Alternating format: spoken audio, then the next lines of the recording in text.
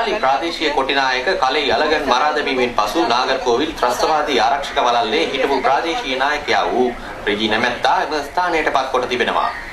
මේ අනුව නගරකෝවිල් ආරක්ෂක වළල්ලට අනදීමේ කොටිනායකත්වයක් නොමැති ස්වභාවයක් පෙනී යන බවයි යුද හමුදාව පවසන්නේ. ඉන් උපරිම ප්‍රයෝජන ලබාගත් 55 වන සේනාංකයට අයත් 551 වන බල සේනාවේ බලයනි 3ක් එක්ව කොටි ආරක්ෂක වළල්ලට ඊයේ දෙවන්ත ප්‍රහාර 3ක් එල්ල කළා.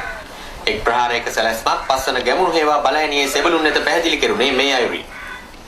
දිසානායක ඔබ විසින් MG කන්ද සහ මෙම ප්‍රදේශයෙන් සතුරු ප්‍රහාරයක් කණ්ඩේ වෙත හෝ ඔබ වෙත එල්ල වූත් පමණක් ඔබ ප්‍රතිප්‍රහාර එල්ල කළ යුතුයි.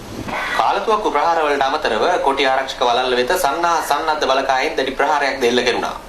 T55 වර්ගයේ යුද ටැංගි යොදා ගැනීමෙන් එල්ල කෙරුණු ප්‍රහාරයෙන් ත්‍රස්තවාදීන්ගේ බංකර් කිහිපයකට හානි සිදු වූ බව තහවුරු වී තිබෙනවා.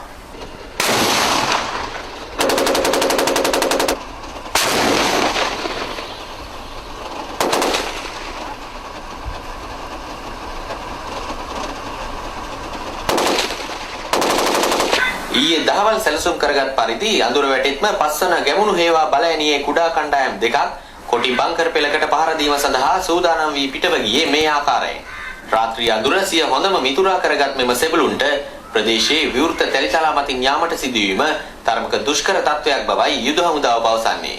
එම දුෂ්කරතාවයන් මැඩගනිමින් LTTE ඉදිරි ආරක්ෂක වළල්ල වෙත ළඟා වූ 8 වන විජේබා බාබල රෙජිමේන්තුවේ තවත් කුඩා කණ්ඩායම් දෙකක් සතුරු ආරක්ෂක වළල්ලට RPG, බෝම්බ සහ සුළු යාන්ත්‍රික අවි යොදා ගනිමින් පහර දුන්නා. කොටි බංකර් දෙකක් විනාශ වී ගිය අයුරු දුර සිට නිරීක්ෂණය කිරීමට අපට හැකි වුණා.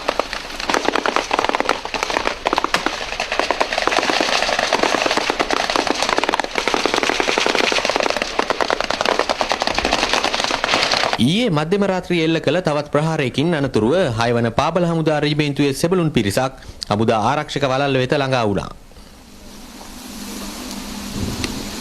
අපි දැන් දවස් දින 3ක් තිස්සේ මේක රැයට තමයි අපි ක්ලියර් කරේ. ක්ලියර් කරලා අද තමයි අපි ප්‍රහාරය දියත් කරේ.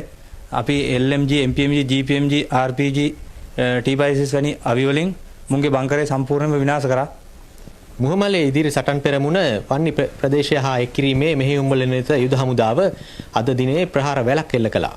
එම ප්‍රහාර වලින් ත්‍රස්තවාදීන්ට බරපතල හානි සිදු වූ බවයි වාර්තා වන්නේ.